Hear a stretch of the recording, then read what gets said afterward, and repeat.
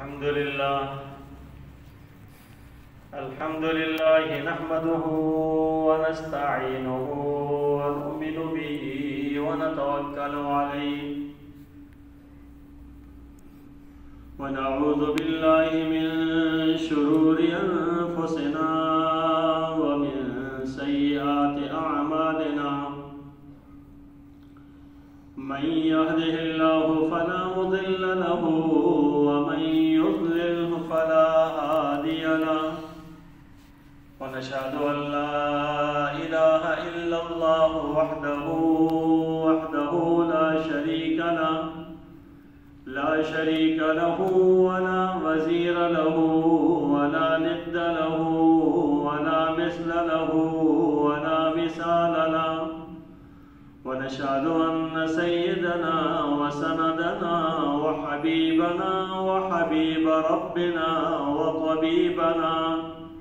وطبيب قلوبنا سيدنا محمدا صلى الله عليه وسلم أرسله الله تعالى إلى كافة للناس بشيرا ونذيرا وداعيا إلى الله بإذنه وسراجا منيرا أما بعد فأعوذ بالله من الشيطان الرجيم بسم الله الرحمن الرحيم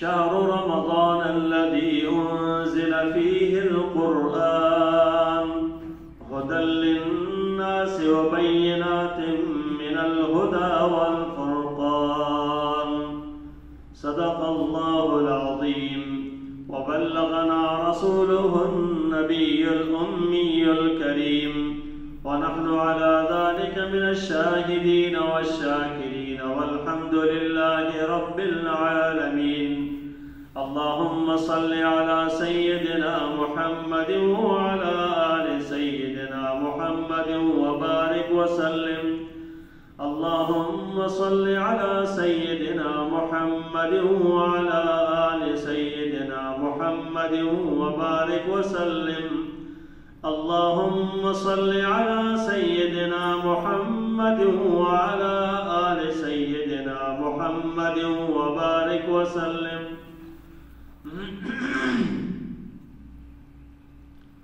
اللہ تبارک و تعالیٰ نے رمضان المبارک کو بہت بڑی فضیلت بخشی ہے۔ رمضان کا جو مبارک مہینہ ہے یہ تمام مہینوں کا سردار مہینہ ہے، اور رمضان المبارک کا جو مہینہ ہے اللہ نے اس کے اندر جو فضیلت رکھی ہے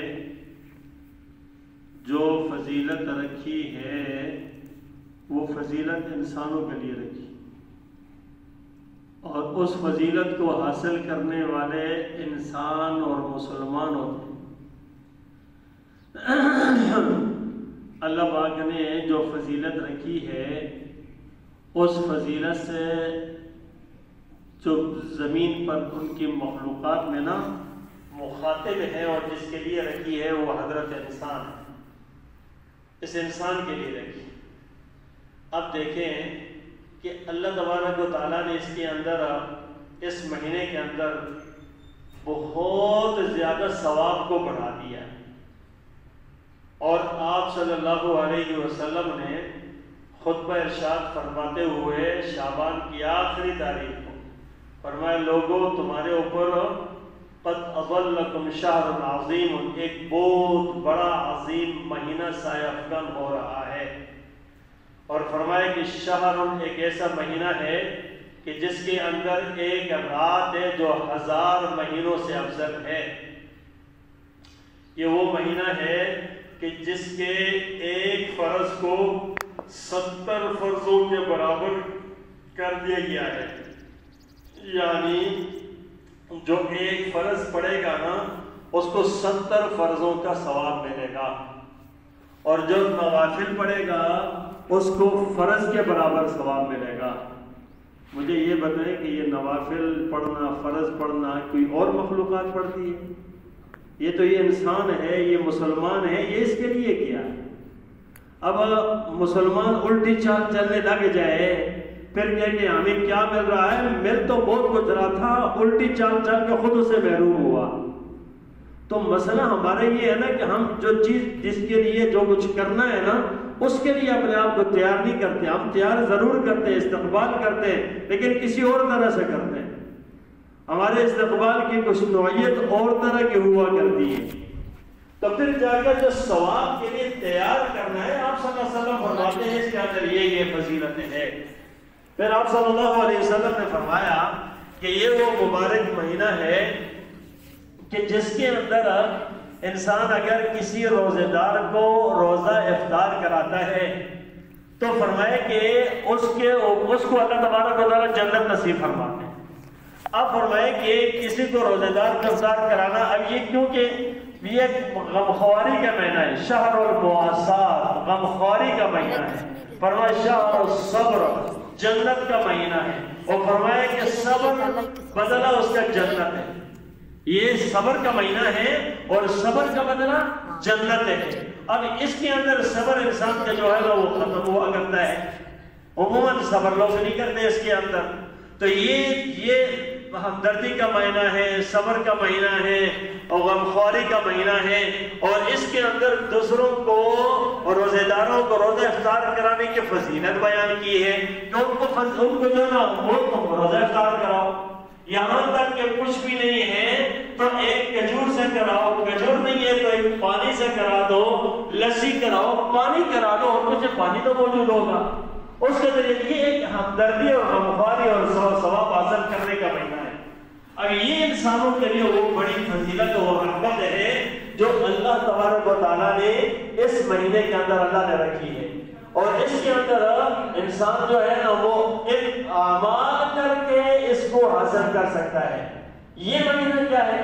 اس مہینے کے جو نچوڑ اور خلاصہ، نچوڑ اور خلاصہ وہ آخر یہ ہے کہ بھئی کہ تمہارے اوپر کتب علیکم الصیام کما کتب علی الذین من قبلکم، فرمایا لعلکم تتقون، تاکہ تم متقی ہو جاؤ۔ یہ تمہارے اوپر روزے فرض کیا نا، جس طرح پہلے لوگوں پر اس طرح کے روزے کی یہ کیفیت پوری نہیں تھی۔ اپنے اعتبار سے ہوگی جو ہوگی، آپ صلی اللہ علیہ وسلم جب تشریف لائے اس وقت روزے کی کیفیات اس کے حدود بدلتی رہی۔ کبھی پہلے جو ہے نا محرم کا روزہ تھا، پھر اس کے بعد جا کر ایام 20 کی طرف آگے، پھر ایام 20 سے جا کر پھر جو ہے نا رمضان، اور رمضان کے اندر پھر یہ کیفیت تھی کہ جس نے روزہ رکھا صبح تو شام کو روزہ افطار کیا، افطار کرنے کے بعد جیسے ہی وہ سو گیا اس کا روزہ پھر شروع ہو گیا۔ سحری وغیرہ نہیں تھی، سو گیا روزہ مشکل تھا۔ ایک کئی صحابہ اس طریقے سے صحابہ اکرام اور تھکے ہوئے آئے رات کو آ کر روزہ افطار کیا، سو گئے، اگر نماز پڑھی اور سو گئے، جب سوئے نا تو وہ اب سونے کے بعد روزہ شروع ہو گیا تو وہ پھر صبح سحری نہ کر سکے۔ اللہ تبارک و تعالیٰ نے یہ کیفیت اب روزے کی نہیں کہ صبح سے لے کے شام تک روزہ رکھو۔ اب یہ جو اس وقت ترتیب ہے، آسانی کی ترتیب اس امت کے لیے اللہ تبارک و تعالیٰ نے قائم فرمائی کہ تم صبح سے لے کر شام تک روزہ رکھو۔ اب یہ جو صبح سے شام تک روزہ رکھنا، اس کا ثمرہ کیا ہے؟ اس کا ثمرہ کیا ہے؟ روزے کا فائدہ کیا ہے؟ روزے کا فائدہ کیا ہے؟ لعلکم تتقون، تاکہ تم متقی بن جاؤ، تاکہ تم متقی بن جاؤ۔ روزے کا فائدہ تقویٰ، روزے کا فائدہ تقویٰ۔ اگر تقویٰ حاصل نہیں ہوتا اس کا مطلب کہ فائدہ نہیں، تقویٰ حاصل نہیں ہوتا تو فائدہ نہیں۔ تقویٰ کیسے کہتے ہیں؟ تقویٰ کہتے ہیں، دیکھیں زندگی میں انسان جو نا فرشتہ نہیں بن سکتا، فرشتوں سے مسلمان افضل ہے، فرشتوں سے مسلمان فرشتوں سے افضل ہے، اللہ نے ان کو بہت بڑا مقام دیا۔ لیکن کس بنا پر دیا ہے؟ یہ مسلمان اختیار ہے، ان کو قدرت اللہ نے دی ہے، اس قدرت اور اختیار کے باوجود یہ گناہ کو چھوڑتے اور نہیں کرتے۔ یہ اپنے اختیار سے قدرت اللہ نے دی ہے، طاقت دی ہے، موقع دیا ہے گناہ کا، لیکن اس کے باوجود اللہ کی رضا کی خاطر یہ گناہ نہیں کرتے۔ کوئی بھی نہیں دیکھ رہا ہوتا، بچ رہے ہوتے ہیں نا۔ یہ انسان مومن کا خاصہ ہے کہ وہ اللہ کا ڈر اپنے دل میں رکھ کر گناہوں سے اپنے آپ کو بچا رہا ہوتا ہے۔ تو یہ ہے اصل میں خاصہ۔ اب ہمارا عالم یہ کیا ہے اس زمانے کا؟ صحابہ کرام رضوان اللہ علیہ اجمعین کے دور میں تو سارے متقی تھے، صحابہ سارے متقی تھے، کوئی صحابہ تقوی کا موقع نہیں تھا۔ صحابہ کرام رضوان اللہ علیہ اجمعین سارے، ولایت کا مقام کچھ بھی نہیں ہے ان کے سامنے، ولایت کچھ بھی نہیں ہے صحابہ کے سامنے۔ اللہ پاک نے سارے دنیا کے ولیوں، قطب، ابدال سے بڑھ کر ایک صحابی کو مقام دیا تھا، سب سے بڑھ کر دیا تھا۔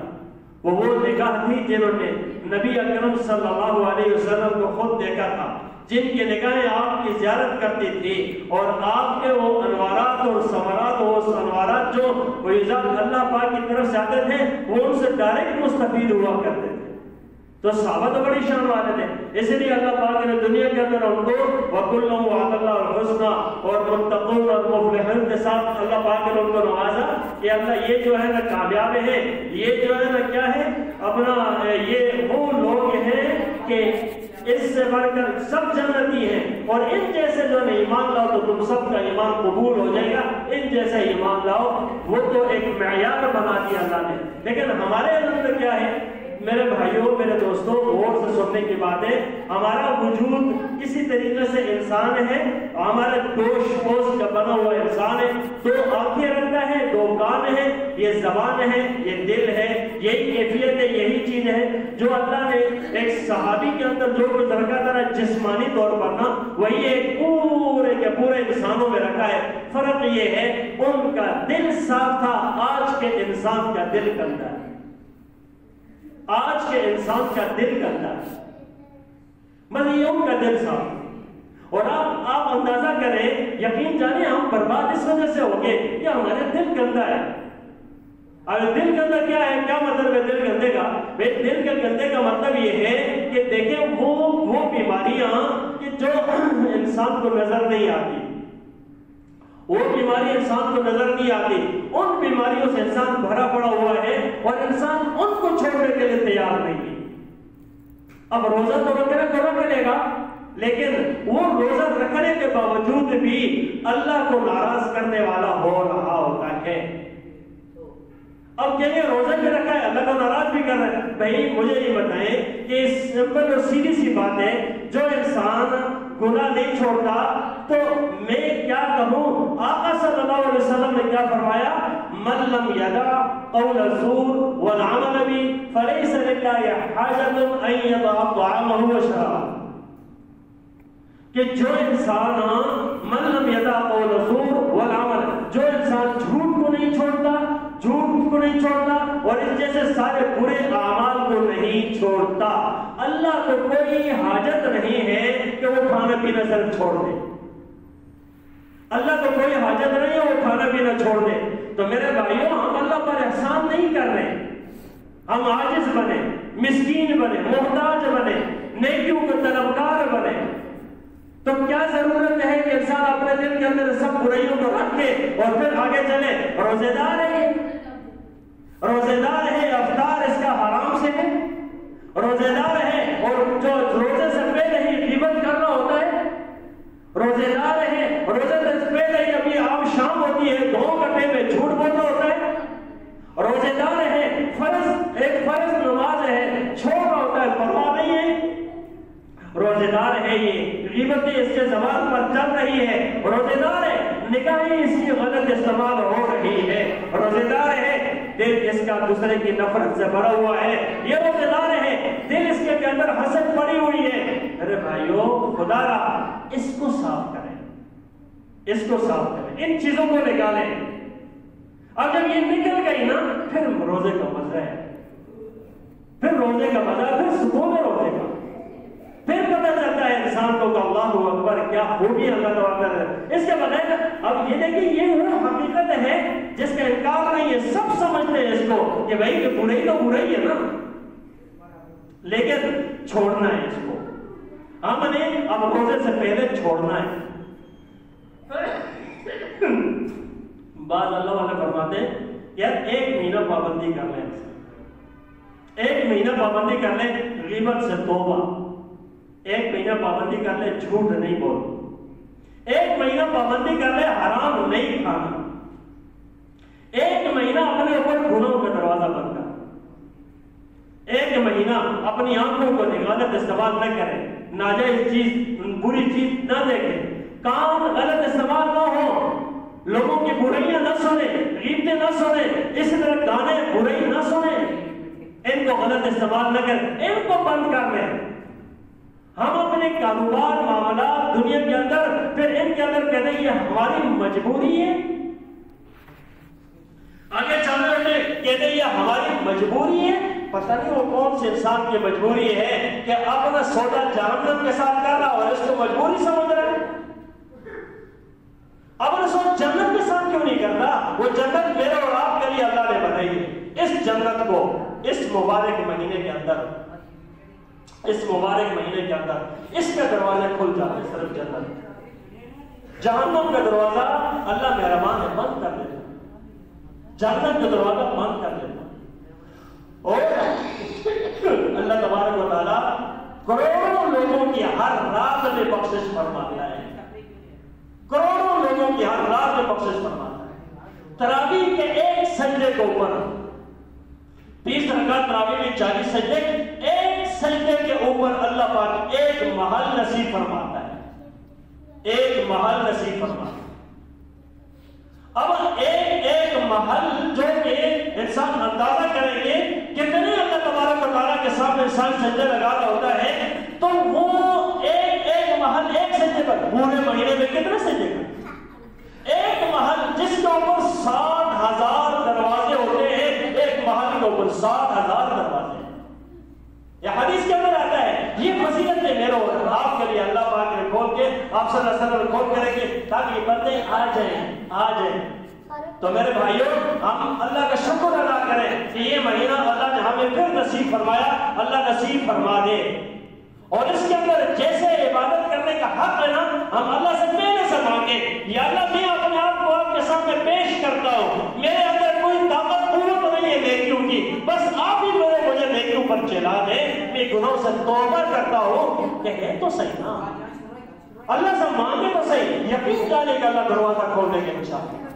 اور جب روزے کی اور نیکی کی توفیق ہو جائے نا، اس پر اللہ کا شکر ادا کرو، روزہ اللہ نے توفیق، اللہ کا وعدہ ہے شکر کرو گے مزید کرو، اللہ نے کتنے دروازے کھولے، اب ہم پہلے کہ ہم اس کو حاصل کریں۔ اللہ تبارک و تعالیٰ ہمیں اس ماہ مبارک کی قدر کرنے کی توفیق عطا فرمائے۔